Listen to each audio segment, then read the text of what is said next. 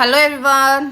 हमारी ancient history चल रही थी। एशियंट हिस्ट्री में हमारा स्टार्ट हो गया था वैदिक काल स्टार्ट हो गया था। उसमें हमने देख लिया था कि कैसे कैसे स्टार्टिंग हुई, किस राइटर ने क्या डेफिनेशन दी, कैसे उनका मूल निवास स्थान घोषित हुआ मध्य एशिया। ये सब चीज़ हम ख़त्म कर चुके हैं। फिर हमने देखा कि सबसे हमारा प्राचीनतम ग्रंथ था वो कौन सा था, वेद था, जो विद धातु से होकर बना था। फिर हमने उसके देख लिए कि 4 वेद होते हैं। 4 वेद में जो आपका ऋग्वेद है, फिर आपका यजुर्वेद आया, सामवेद आया, अथर्ववेद आया। सबसे पुराना वेद आपका ऋग्वेद था, सबसे नया वेद आपका अथर्ववेद था। फिर हमने उसके बारे में ऋग्वेद के 10 मंडल कंप्लीट कर लिए थे। ऋग्वेद में हमने देखा कि 10 मंडल हैं, ठीक है। और क्या क्या है, 85 अनुवाक हैं, 1028 इनकी सूक्त थी, जिसमें आपके बाल्याखिल को अगर 11 आप इंक्लूड कर देते हैं सूक्तों को। फिर हमने देखा कि कितने मंत्र यानी कि रचनाएं थी या ऋचाएं थी, 10,580 थी। 10,580 से याद रख लो, जल्दी हो जाएगा। फिर हमने मंडल निपटाए कि कौन कौन से मंडल का राइटर कौन है। जैसे पहले मंडल के राइटर आपके कांड होंगे। पहले मंडल में आपकी जैसे देवताओं की स्तुतियाँ आ गई, स्वर्ग पृथ्वी का जिक्र आ गया, ये सब चीज़ आ गया। जैसे सेकंड मंडल में आपका राइटर कौन थे भाई, गृत्समद थे, इन्होंने भी देवताओं की स्तुति की। थर्ड में आपके विश्वामित्र आ गए, जो आपका गायत्री मंत्र था वो थर्ड मंडल में आया। और विश्वामित्र नदी संवाद भी किसमें था, आपका थर्ड मंडल में आया। फिर हमने देखा कि 9वें मंडल में सोम देवताओं की स्तुति है। 10वें मंडल में आपके कुछ सूक्त थे, जैसे नदी स्तुति सूक्त आ गया, दार्शनिक सूक्त आ गया, जिसमें आपका पुरुष सूक्त था, जिस पुरुष सूक्त में आपकी वर्ण व्यवस्था आ गई थी। फिर हमने देखा कि लौकिक सूक्त भी था, जिसमें आपका विवाह सूक्त आ गया भाई, जुआरी सूक्त आ गया, राजशास्त्र आ गए। इस टाइप की हमने सारी चीज़ कंप्लीट कर ली थी। मोस्ट इम्पॉर्टेंट जो बार बार में आपके एग्जाम में देखने को मिलता है वो क्या देखने को मिलता है, ऋग्वेद में हमें क्वेश्चन आता है कि जो थर्ड मंडल है हमारा, थर्ड मंडल में कौन सा मंत्र मिला था हमें, कौन सा मंत्र मिला था बेटा, सविता सवित्री मंत्र, जो जिसको हम गायत्री मंत्र के नाम से जानते हैं। गायत्री मंत्र बचपन में हम स्कूल में बोलते थे, ओम भूर्भुवः स्वः वाला, ठीक है। फिर हमने देखा, अब हम नेक्स्ट स्टार्ट करते हैं जहाँ से हमारा रह गया था। देखो टाइम टू टाइम सब आएगा, बीच में ये बिल्कुल भी आप ऐसे अपना विचलित मन मत करना कि इसमें तो ये रह गया, गाय का जिक्र था, ये जिक्र था, वो जिक्र था, वो सब होएगा आपका, लेकिन टॉपिक वाइज चलेंगे, डिटेल में करते चलेंगे। तो चलो लेट्स स्टार्ट। अब देखते हैं हम ऋग्वेद की जो विषय वस्तु और इसके महत्व थे वो क्या क्या थे। ऋग्वेद के हम क्या देखेंगे बेटा, अब विषय वस्तु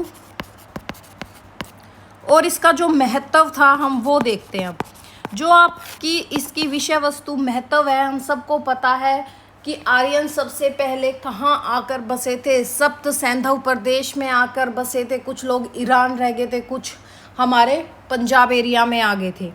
तो जो आपको ऋग्वेद में विषय वस्तु देखने को मिलती है वो कौन कौन सी विषय वस्तु देखने को मिलती है बेटा। जैसे ऋग्वेद में आपने देखा कि इन्होंने अपने धार्मिक विचार व्यक्त किए हैं,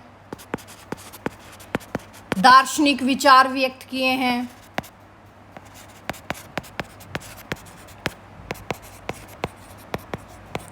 इन्होंने ये अपनी भावनाएं दी हैं कि इसमें ये चीज़ है। जैसे सप्त सैंधव की जो तत्कालिक सभ्यता थी आर्यंस, और जो उनकी संस्कृति थे उसके चित्र उपस्थित हमें देखने को मिलते हैं। फिर हम देखते हैं कि इन्होंने क्या किया, मुख्यतः इन्होंने ना सिर्फ देवताओं की स्तुति पर अपने मंत्र दिए हैं। इन मंत्रों में जैसे जो इनके मंत्र होते थे वो किस टाइप के होते थे, मंत्रों में क्या व्याख्यान हमें देखने को मिलता था। जैसे राजाओं का पराक्रम हो गया, ठीक है, उनका महत्व और उनकी दयालुता, इस चीज़ का मंत्रों में आपको जिक्र देखने को मिलता है। देवताओं से ये लोग क्या मांगते थे, क्या मांगते थे ये लोग देवताओं से, किस चीज़ की ये प्रार्थना करते थे, प्रार्थना किस चीज़ की करते थे, गोधन की। गोधन मतलब गाय, गाय को ये बहुत ही अमूल्य मानते थे। गोधन की, बेटा हो जाए, ये तो आज भी हमारे समाज में हाय बेटा हो जाए, ठीक है। अभुद्य, बेटे की इतनी डिमांड करते हैं, लेकिन बेटे क्या सोचते हैं, जिसको हम शादी करके लेके आए भाई वही संभाल ले हमारे माँ बाप को, हम ना करें कुछ। अभुद्य शत्रु विजय, कि शत्रु पर हम कैसे विजय प्राप्त करें, इन सब की प्रार्थना। कहते हैं ना हम भी, हाय भगवान हमारा ये एग्ज़ाम हो जाए, हे भगवान हम ये करेंगे, हे भगवान हम आपको 100 रुपये का प्रसाद चढ़ाएंगे, हे भगवान हम नीलकंठ पे आके आपके स्नान करेंगे, आपको पानी चढ़ाएंगे। ठीक है, तो हमें देखा हमने इसकी विषय वस्तु में आपके ऋग्वेद में क्या क्या देखने को मिलता है। भाई उन्होंने अपने धार्मिक विचार व्यक्त किए हैं, दार्शनिक विचार व्यक्त किए हैं। मंत्रों में हमने देखा कि ये पराक्रम को दर्शाते हैं, इनके महत्व को दर्शाते हैं, दयालुता क्या थी इन लोगों के अंदर उस चीज़ को दर्शाते हैं। देवताओं से किस चीज़ की प्रार्थना करते हैं भाई, गोधन की, पुत्र की, अभुद्य की, शत्रु विजय की और दीर्घायु की, इस चीज़ की ये प्रार्थना करते हैं। और ये तो प्रार्थना आज के दिन भी हम लोग करते हैं। अब देखो ऋग्वेद में अगर हम इनका देखें, अब हमें दिखेगा कि ये लोग कैसे अपना जीवन यापन करते हैं। वहाँ पर हमें देखने को मिलता है कि ये लोग पशुपालन भी करते थे, कृषि कर्म करते थे, व्यापार और उद्योग भी करते थे,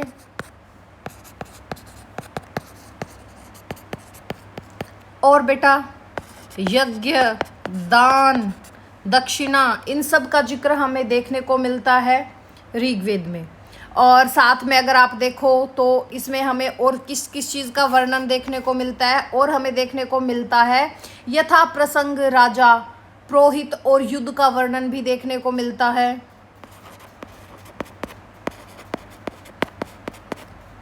जिस राजा का जिक्र मंत्रों में करते थे कि भाई ये तो ऐसे पराक्रमी है, और पुरोहित तो हमारा ब्राह्मण समाज था ही, एवं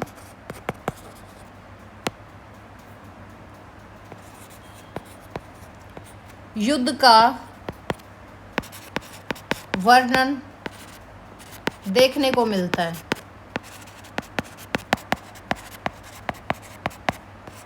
आई गेस इतना आपको समझ में आ गया होगा।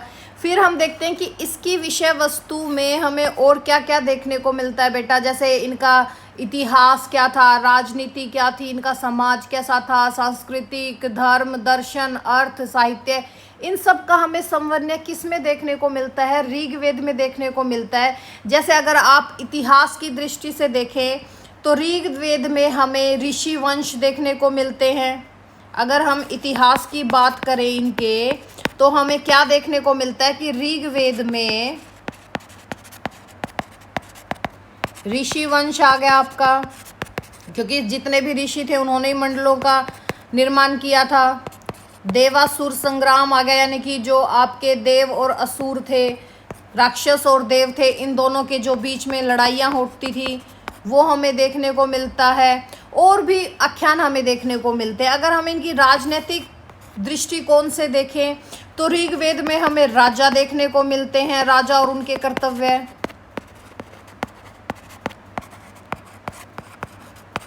ठीक है, शासन तंत्र देखने को मिलता है, कैसे शासन करते थे।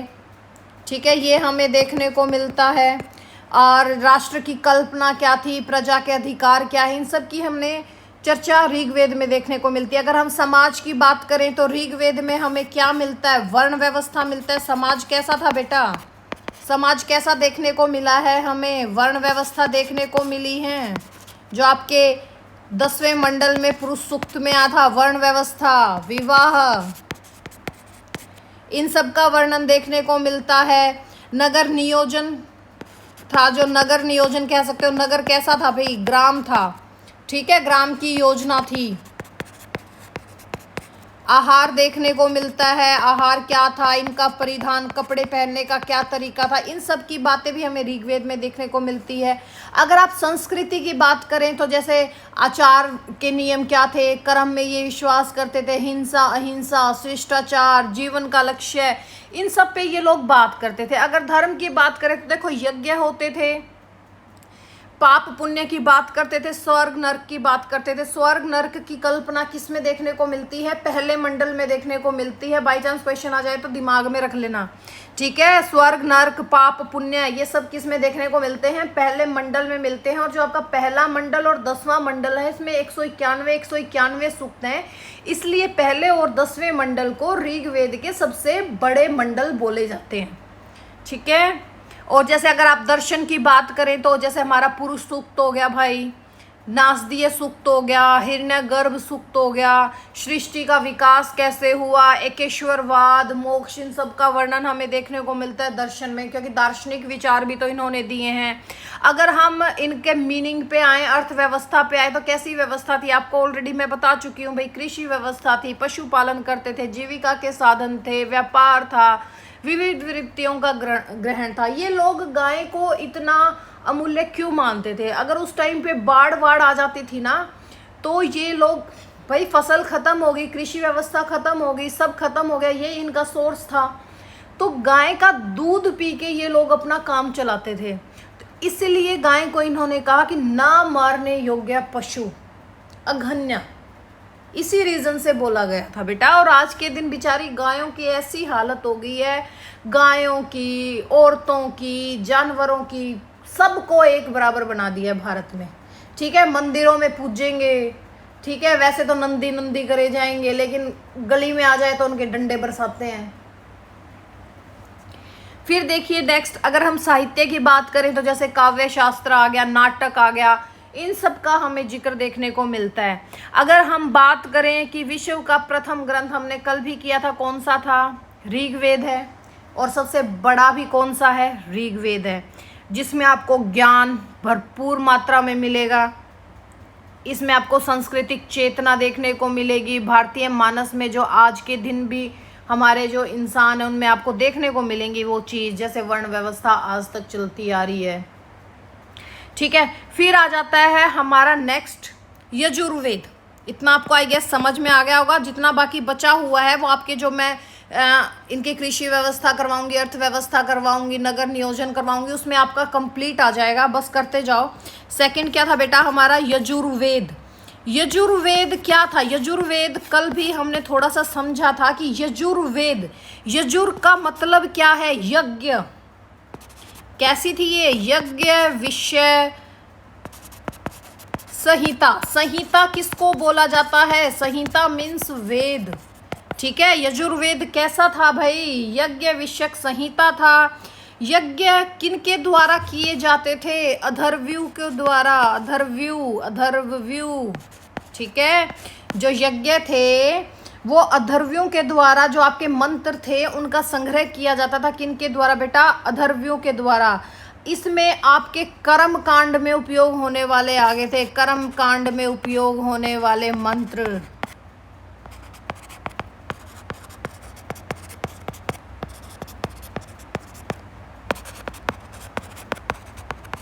ठीक है। कर्म कांड, समझ गए?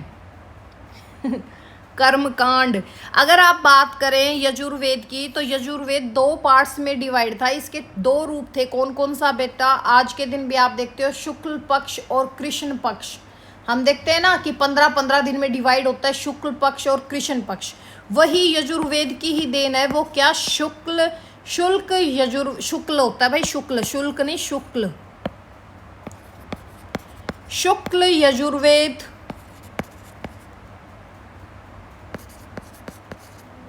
और आपका कृष्ण यजुर्वेद। कौन सा बेटा? कृष्ण यजुर्वेद। जो शुक्ल यजुर्वेद है बेटा, ये आपका, ये कैसा था? ये था आपका पद्यात्मक। कैसा था? पद्यात्मक था। जबकि आपका यजुर्वेद, इसमें पद्य और गद्य दोनों शामिल थे कृष्ण यजुर्वेद में, और शुक्ल यजुर्वेद सिर्फ पद्यात्मक था। अगर आप बात करें शुक्ल यजुर्वेद की, तो इसको हम मौलिक यजुर्वेद भी बोल देते हैं। क्या बोल देते हैं इसको हम? मौलिक यजुर्वेद। क्या बोल देते हैं? मौलिक यजुर्वेद। क्या रीजन था? क्योंकि इसमें ना सिर्फ मंत्रों का संग्रह था, सिर्फ मंत्र थे इसमें। और जबकि जो आपका कृष्ण यजुर्वेद है ये वाला, इसमें आपके ब्राह्मण ग्रंथ भी शामिल हो गए थे, इसमें हमारे ब्राह्मण ग्रंथ भी आ गए थे, बट इसमें ब्राह्मण ग्रंथ नहीं थे, इसमें सिर्फ आपके मंत्र थे, और इसमें आपके मंत्र प्लस आपका ब्राह्मण ग्रंथ दोनों शामिल हो गया था। जो आपके अगर इन दोनों शाखाओं की बात करें तो ये थी सबसे प्रसिद्ध शाखा। अगर बात आ जाए कि शुक्ल यजुर्वेद में और आपका जो कृष्ण यजुर्वेद है, इन दोनों में से फेमस कौन सा था, प्रसिद्ध कौन सा था, तो हम क्या कह देंगे कि जो शुक्ल यजुर्वेद था वो इसकी प्रसिद्ध शाखा थी, इसीलिए इसको अन्य नाम से बोला जाता है क्या, वाजसनेयी संहिता। क्या बोलते हैं, वाजसनेयी संहिता। इस पॉइंट को याद रखना, ये मोस्ट इंपॉर्टेंट है। वाजसनेयी संहिता किसको, शुक्ल यजुर्वेद की संहिता कौन सी थी बेटा, वाजसनेयी संहिता। और है ना, यही रीज़न था कि हम कभी कभी शुक्ल यजुर्वेद को वाजसनेयी संहिता भी बोल देते हैं, इसलिए इसका नाम क्या है, वाज संहिता, वाजसनेयी संहिता। अगर आप शुक्ल यजुर्वेद की बात करो तो इसमें ना यज्ञ आपको देखने को मिलते हैं, यज्ञों के मंत्र मिलते हैं। जो ये यज्ञ थे, जैसे आपका आ जाए कौन कौन सा, इसमें आपका आ जाएगा राजसूय यज्ञ, ठीक है, अश्वमेघ यज्ञ और वाजपेयी, अग्निष्ठोम जिसको हम अग्निहोत्र भी बोल देते हैं बेटा, सोम यज्ञ, और भी थे यज्ञ, जैसे आपके अमावस्या के दिन किया जाने वाला यज्ञ, पूर्णमासी के वाले दिन किया जाने वाला यज्ञ, जो हमारे पूर्वजों के ऊपर डिपेंड होता है, जिसमें हमें अपने पितरों की प्रार्थना करते हैं, शिव, रुद्र, शिव, इंद्र और पितरों की हम इसमें प्रार्थना करते हैं। वो किस में करते हैं, हम शुक्ल यजुर्वेद के टाइम पे। अगर अब बात करें हम कृष्ण यजुर्वेद की, तो कृष्ण यजुर्वेद की प्रसिद्ध शाखा कौन सी थी बेटा, तैत्तिरीय संहिता। कैसी थी, तैत्तिरीय संहिता। इस चीज को याद रखना। और जो ये तैत्तिरीय संहिता है ना, ये आपका ब्राह्मण ग्रंथ है, तैत्तिरीय ब्राह्मण ग्रंथ, ठीक है, इसलिए इसमें ब्राह्मण ग्रंथ था। जैसे इसकी वाजसनेयी संहिता आपके शुक्ल पक्ष की थी, शुक्ल यजुर्वेद की थी, वैसे ही आपके कृष्ण यजुर्वेद की क्या है, तैत्तिरीय संहिता थी।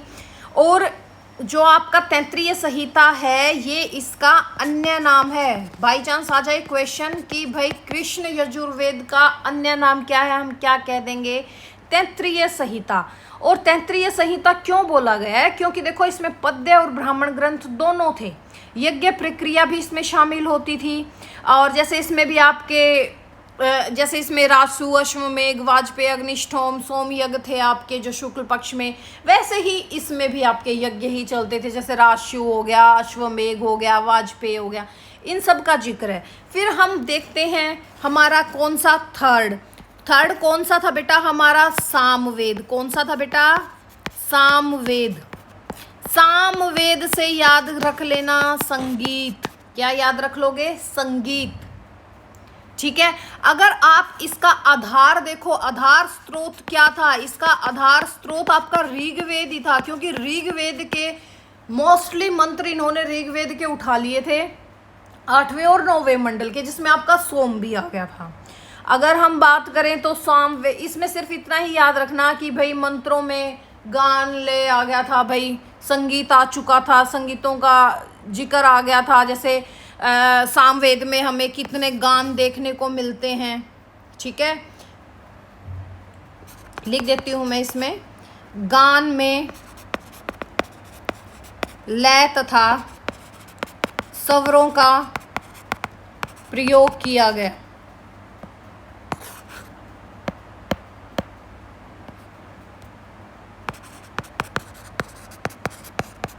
ठीक है।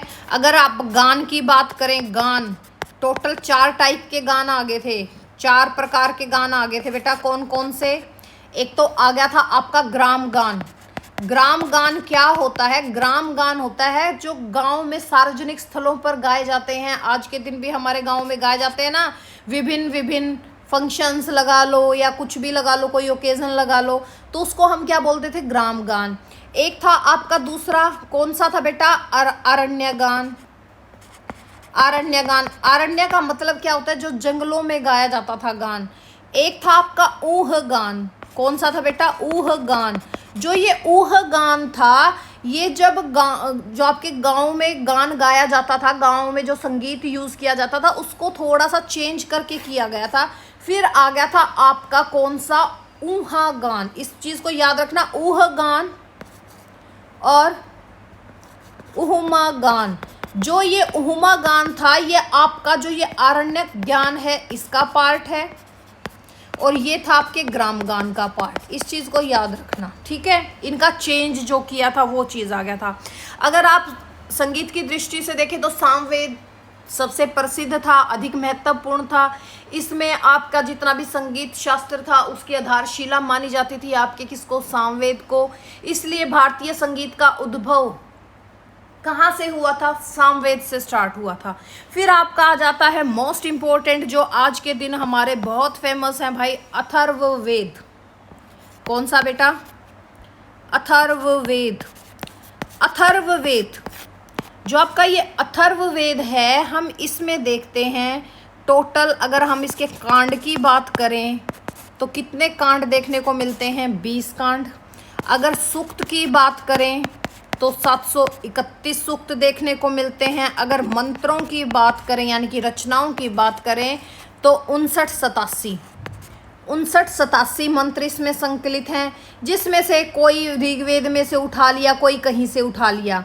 अगर हम इसकी रचनाओं की बात करें, रचना बेस पे बात करें, तो हम इसका अन्य नाम क्या बोल देते हैं बेटा, अथर्ववेद में हम अथर्ववेद को अथर्वागिरस वेद भी कह देते हैं। अगर हम इसके अन्य नाम की बात करें तो हम इसको क्या बोल देते हैं बेटा, अथर्वागिरस।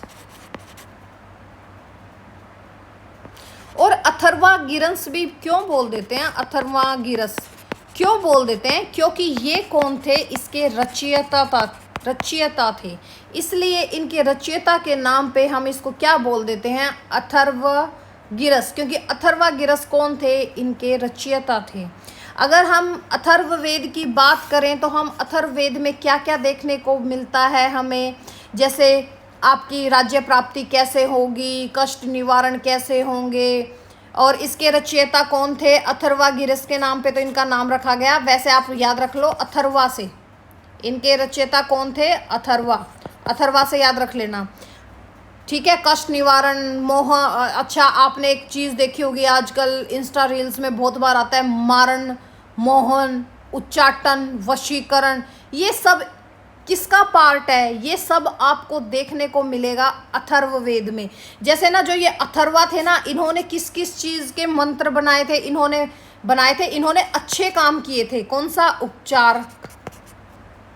उपचार परक मंत्र लेके आए, ये कल्याणकारी मंत्र लेके आए, ठीक है। जैसे राज्य प्राप्ति कैसे हो, इस चीज़ के मंत्र लेके आए, ये कष्ट निवारण, ठीक है, कष्ट निवारण।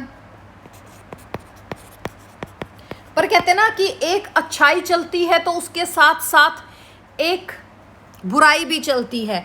तो अथर्ववेद में एक और आपके ऋषि थे, कौन ऋषि थे बेटा, अंगिरा ऋषि। कौन थे, अंगिरा ऋषि। अंगिरा ऋषि क्या क्या लेके आए, अंगिरा ऋषि लेके आए जो आपको हानि पहुंचाने वाले मंत्र थे, ठीक है, जो आज के दिन बहुत ट्रेंडिंग में है। जैसे फॉर एग्जाम्पल ले लो, मारण, मोहन, उच्चाटन, वशीकरण, ठीक है, ये कौन थे, अंगिरा ऋषि के थे।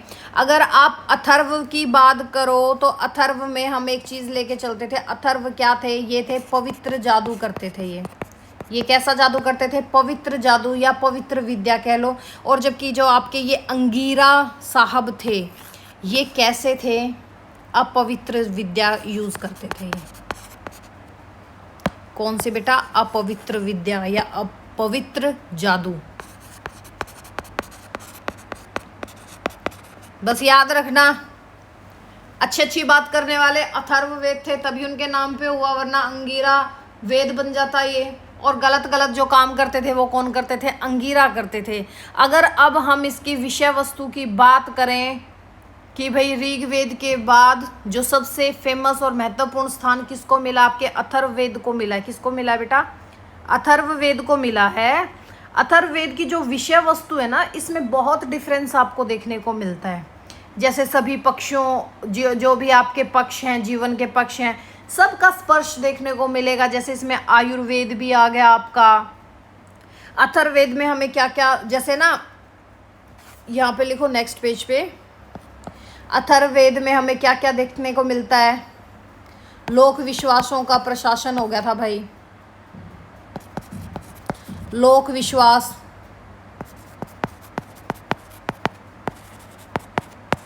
क्यों?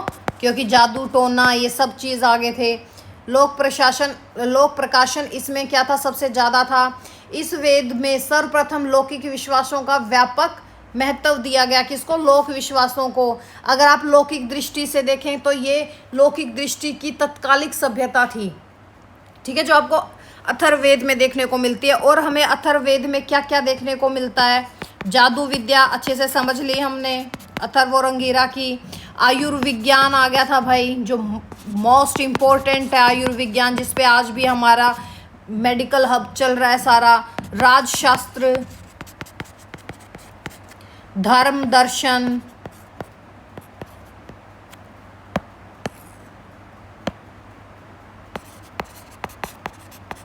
और इन सब का आपको क्या मिलता है? सारे अथर्ववेद में देखने को मिलते हैं। अगर आप जादू विद्या की कह दो तो अभी आपको बताया था ना कि कुछ लोग तो भाई अपने अच्छे कामों के लिए यूज़ करते थे, कोई किसी को मारण मोहन उच्चाटन वशीकरण ये सब काम करते थे। अगर हम आयुर्विज्ञान की बात करें तो जैसे आपका आयुर्विज्ञान में क्या क्या आ गया था?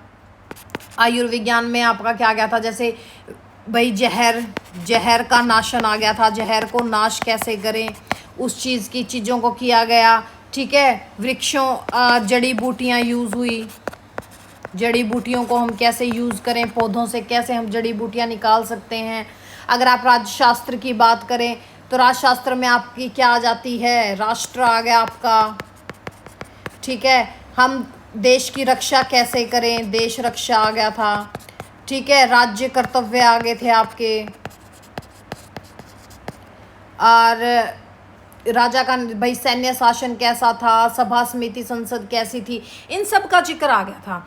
इसलिए अथर्ववेद को और क्या बोला जाता है? अथर्ववेद को बेटा हम एक नाम से भी जानते हैं, श्रात्रवेद। किस नाम से जानते हैं? श्रात्रवेद। इन सब की वजह से अर्थशास्त्र को शास्त्र मत बोलो, इसको शत्रवेद बोल दो। शास्त्र तो इंग्लिश में बोला जाता है, इसको आप बोल दो शत्रवेद, शत्रवेद, ठीक है। अथर्ववेद को हम किस नाम से भी जानते हैं? शत्रवेद के नाम से जानते हैं। अगर हम दर्शन की बात करें तो जैसे भाई आपके ब्रह्मा, माया, ईश्वर, जीवात्मा, प्रकृति, इन सब का आ गया था। स्वर्ग नरक इनके विषयों पर उपनिषद बने हैं। धर्म की बात करो तो भाई जो हमारे देवता थे उनकी स्तुतियाँ, 4 आश्रम मिलते हैं देखने को। अगर हम इसमें बात करें कि भाई पशुपालन भी था, वर्षा, अतिथि सत्कार, ये सब आपके इसमें आगे थे, ठीक है। अब आ गया हमारा क्या नेक्स्ट बेटा? इतना आपको समझ में आ गया होगा। हम सब साथ साथ क्यों लेके चल रहे हैं? साथ साथ लेने का मतलब क्या है कि आपको समझ में आ जाए कहाँ से क्या गुत्थी चली है। अब हम बात करते हैं थोड़ी सी ब्राह्मण की। ब्राह्मण क्या थे भाई? ब्राह्मण, ठीक है, मनुस्मृति जिसको आज भी दुनिया मानती है। ब्राह्मण, इसकी उत्पत्ति किस शब्द से हुई है? किस शब्द से उत्पत्ति हुई थी? किस शब्द से उत्पत्ति हुई थी बेटा? ब्रहान से। ब्रहान से इसकी उत्पत्ति हुई। इसका मीनिंग क्या था? इसका मीनिंग था ब्रह्मा। क्या मीनिंग था? ब्रह्मा। ब्रह्मा मीन्स यज्ञ। ब्रह्मा मीन्स यज्ञ। वेदों के कर्म कांड की इसमें व्याख्या करते हैं। इन सब को हम क्या बोलते हैं? ब्राह्मण बोलते हैं। जो आपके ब्राह्मण ग्रंथ थे ये बहुत ही सरल भाषा में होते थे, सरल गद्य होते थे ये बहुत ही, यानी कि इसको हम भी पढ़ सकते हैं आराम से, ठीक है। वैसे संस्कृत में ही होते थे उस टाइम तो, क्योंकि संस्कृति थे। जैसे आपको ब्राह्मण ग्रंथों में क्या देखने को मिलता है, धार्मिक विचार हो गए, इनके राजनीतिक विचार हो गए, सामाजिक हो गए, दार्शनिक विचार हो गए। जैसे आपका कौन कौन से ब्राह्मण हमें देखने को मिलते हैं,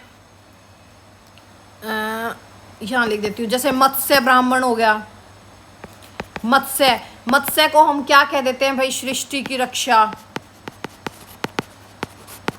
थोड़ा थोड़ा समझा रही हूँ बस अभी ये, ठीक है। जैसे और क्या क्या देखने को मिलता है हमें ब्राह्मणों में, शून्य शेप की कथा,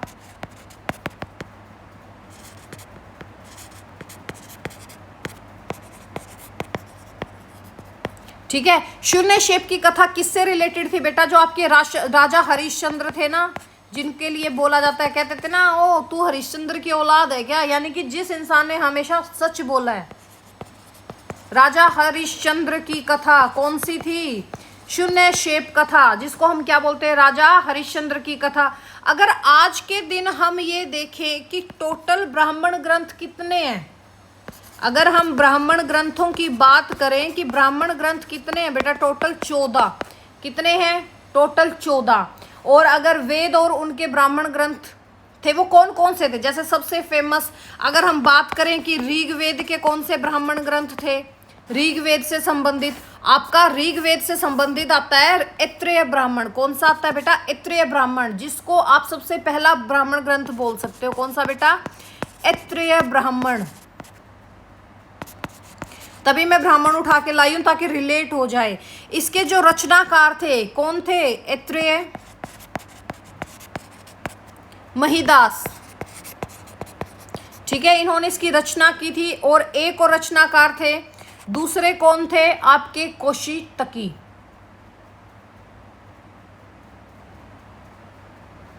एक सेकेंड, ऋग्वेद का एक तो था ऐत्रेय ब्राह्मण, दूसरा कौन सा था, कौशितकी, और कौन सा था, संख्यायन ब्राह्मण।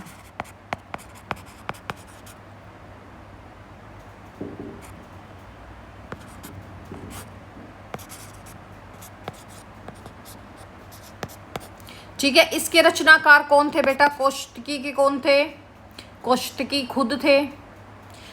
इन दोनों के एक ही थे, इन दोनों के एक ही थे, याद रखना कौन, कौहड़ कौशितकी, कौहड़ कौशितकी। इसलिए उठा के लेके आई हूं ब्राह्मण में। समझ में आ गया, ब्राह्मण ग्रंथ टोटल कितने हैं, 14। ऋग्वेद के कौन से हैं, जैसे ऐत्रेय ब्राह्मण, जो किनके द्वारा लिखित है, ऐत्रेय महिदास के द्वारा। फिर आपका कौशितकी और सांख्यायन ब्राह्मण किसके द्वारा लिखा गया था, कौहड़ कौशितकी द्वारा। अगर अब हम यजुर्वेद के ब्राह्मण ग्रंथ देखें,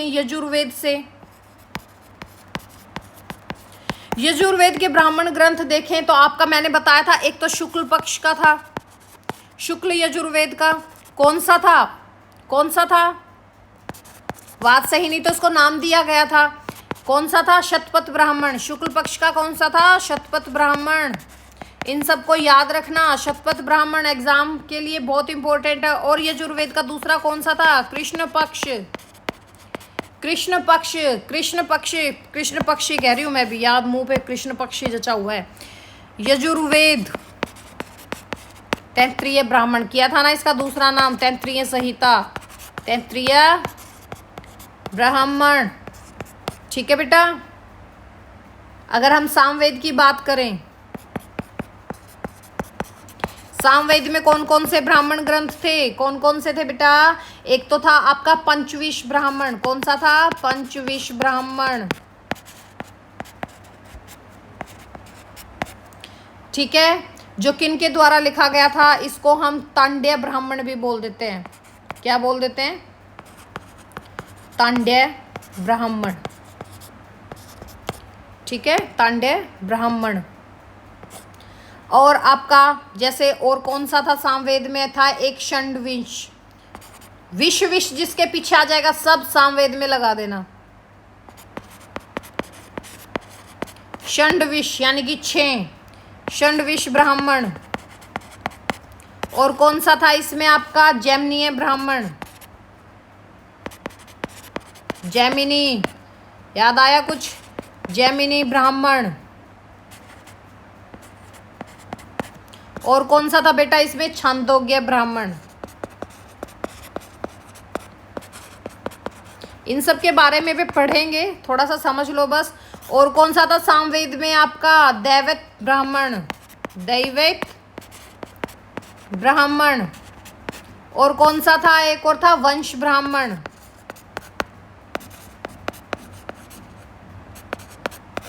कौन सा था? वंश ब्राह्मण।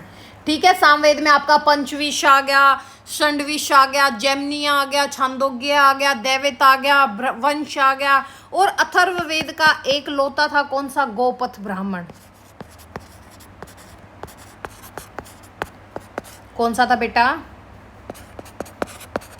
गोपथ ब्राह्मण। आई गेस इतना आज आपको समझ में आ गया होगा अच्छे से। फिर हम नेक्स्ट स्टार्ट करते हैं ब्राह्मणों में से। सबसे पहला कौन सा लेके चलेंगे? शतपथ ब्राह्मण। कौन सा लेके चलेंगे बेटा? शतपथ ब्राह्मण। कौन सा लेके चलेंगे? शतपथ ब्राह्मण। अगर आप शतपथ ब्राह्मण की बात करोगे तो ये जो आपका शतपथ ब्राह्मण है, ये सबसे तो प्राचीन है, सबसे प्राचीन है और सबसे बड़ा भी है। और शतपथ ब्राह्मण किसका था? आपका शुक्ल यजुर्वेद का शतपथ ब्राह्मण, जो यजुर्वेद में आया था। शुक्ल यजुर्वेद में कौन सा ब्राह्मण ग्रंथ था? शतपथ ब्राह्मण ग्रंथ। और जो शतपथ ब्राह्मण ग्रंथ है, ये जितने भी ब्राह्मण ग्रंथ हैं उन सब में सबसे बड़ा है और सबसे प्राचीन है। और अगर सबसे बड़ा और सबसे प्राचीन है, पर आप इसमें एक चीज याद रखना, सबसे बड़ा वैसे ऋग्वेद है। ऋग्वेद के बाद हम इसको ये कह देंगे कि ये वैदिक साहित्य का जो शतपथ ब्राह्मण है, ये वैदिक साहित्य का दूसरा विशाल ग्रंथ है। क्योंकि पहला तो क्या था आपका? ऋग्वेद। और इसको शतपथ, शतपथ, शतपथ क्यों बोला गया? शत का मीनिंग क्या होता है? 100, यानी कि 100 पथ। शत, 100% बोलते ना, हम कहते हैं ना 100%, सेंचुरी, शत, शताब्दी, 100 वर्षों का। तो इसमें क्या है भाई? 100 पथों की अनुशंसा की गई है, इसलिए हमने इसको क्या नाम दे दिया? शतपथ दे दिया। इस चीज़ का याद रख लेना कि 100 पथों की जानकारी हमें इसमें देखने को मिलती है। इसमें आपको प्राचीन धर्म हो गया बेटा, रीति रिवाज हो गया, हमारे तौर तरीके हो गए, ये सब देखने को मिलता है। इसमें एक कथा जुड़ी हुई है शतपथ ब्राह्मण में। कौन सी कथा जुड़ी हुई है इसमें ना? एक, अब मुझे भी नहीं पता कि भाई ये सब आडंबर है या भाई ये सच्चाई थी, ऐसा देखने को मिलता है। जो आपकी आर्य संस्कृति थी ना, इसका प्रचार प्रसार कैसे हुआ था, ये हमें देखने को मिलता है। जो शतपथ ब्राह्मण थे, इन्होंने क्या किया भाई? शतपथ ब्राह्मण ने, जो ये बुक है शतपथ ब्राह्मण, इसमें एक कहानी लिखी हुई है क्या? कि आग धरती को जलाती हुई ना पूर्व की दिशा से आ रही थी। आग धरती को जलाती हुई, यानी कि पृथ्वी को जलाती हुई हमारे ईस्ट साइड आ रही थी और बढ़ती गई। और फिर क्या हुआ? जो आपके यूपी में गंडक नदी है, जिसको हम सदा नीरा नदी के नाम से भी जानते हैं, इसके पास ये आके रुक गई। और यहाँ पे इसकी मदद वहाँ का जो सरदार थे, कौन सरदार थे? विधेय मथुआ, वो आके यहाँ पहुँच गए। तब आग ना धताती हुई बिल्कुल जो आपकी गंडक नदी थी, सदा नीरा नदी थी, उसके पास पहुँच गई। इस तरह जो विधेय थे, विधेय पर आर्यों का आधिपत्य स्थापित हो गया था, ऐसा बोला जाता है। इसमें ऐसा लिखा हुआ है, मुझे नहीं पता ये सच्चाई है या क्या है। और फिर इसमें कहा कि जैसे जैसे ये चीज़ हुई, ये घटना घटित हुई, तो जो आर्यंस थे, जो इनकी बस्तियां बसी, वैदिक साहित्य मिलने का एकमात्र महत्वपूर्ण विवरण यहीं से देखने को मिलता है। जो आपका शतपथ ब्राह्मण है, इसमें राजा को विषमात बोला जाता था। क्या बोला जाता था राजा को? ये पॉइंट तो लिख लो। राजा को बोला जाता था इसमें विषमात, क्योंकि काफ़ी बार इस टाइप की चीज़ आ जाती है। जो विषमात है, यानी कि जनता का भक्षक कहा गया है। और इसी में आपको पहली बार क्या कथा देखने को मिलती है? महाजनी प्रथा। महाजनी प्रथा कहाँ मिली है आपको? शतपथ ब्राह्मण में। ठीक है, इसका उल्लेख देखने को मिलता है।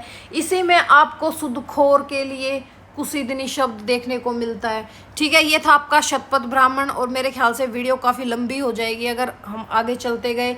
फिर हम देखेंगे बेटा ऐत्रेय ब्राह्मण के बारे में। चलो ऐत्रेय ब्राह्मण भी थोड़ा सा ख़त्म ही कर लो, ऐत्रेय ब्राह्मण ख़त्म कर लेते हैं। बाकी हम जब ब्राह्मण का कंप्लीट चैप्टर अलग से करेंगे तो उसमें आपको समझ में आ जाएगा। इसको तो अभी मैंने उससे जोड़ा है ना, वेद से।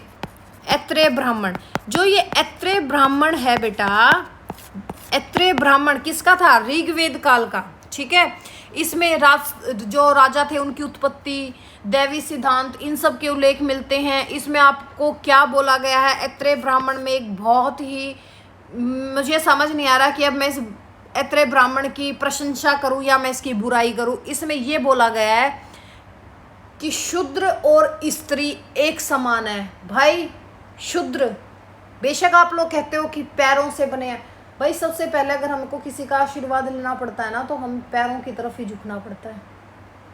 ठीक है, और आशीर्वाद सिर से मिलता है। सिर पे जब वो आदमी, हम किसी के पैर छूते हैं और वो आदमी हमारे सर पे हाथ रखता है। ठीक है, यहां से खुद कंपैरिजन कर लेना। ऐत्रेय ब्राह्मण में क्या बोला गया है कि शूद्र और स्त्री समान है, और जबकि दोनों पूजनीय हैं। मैं खुद फीमेल हूं इसलिए नहीं बोल रही मैं। और शुद्ध ऐत्रेय ब्राह्मण में एक और घटिया बात की गई है कि जो पुत्री होती थी ये सब दुखों का कारण है। खुद देखो भाई, पढ़ाने का भी मन नहीं करता, इतनी घटिया घटिया बोल देते हैं। इसमें ही हमें एक चीज़ देखने को मिलती है जो पीछे मैं करवा के आई हूँ, शून्यशेप की कथा। शून्यशेप की कथा किससे रिलेटेड है? हरिश्चंद्र से। ठीक है, इसलिए आपको ऐत्रेय ब्राह्मण मैंने देखा कि निपटा देते हैं इसको। नेक्स्ट हम स्टार्ट कर देंगे आरण्यक भी। आरण्यक अरण्य शब्द से बना है। अरण्य का मतलब क्या होता है? वन या जंगल। ठीक है, ये करेंगे हम बेटा नेक्स्ट में। फिर हम थोड़ा सा उपनिषद देख लेंगे, उसके बाद हम ये देख लेंगे कि भाई जो आपका वैदिक परंपरा और इसके साहित्य क्या थे। ऋग्वेद में जैसे आपके उपनिषद थे, ऋग्वेद में उपनिषदों का क्या महत्व था, यजुर्वेद में क्या था, अथर्ववेद में क्या था, वैदिक परंपरा क्या थी, वेदांग हम करेंगे। ठीक है, महाकाव्य कर लेंगे, रामायण महाभारत, ये सब लेके चलेंगे, टॉपिक वाइज लेके चलेंगे धीरे धीरे। तो चलो अब हम मिलते हैं नेक्स्ट लेक्चर में। वीडियो अच्छी लगी तो लाइक सब्सक्राइब शेयर ज़रूर करना। Thank you, have a nice day.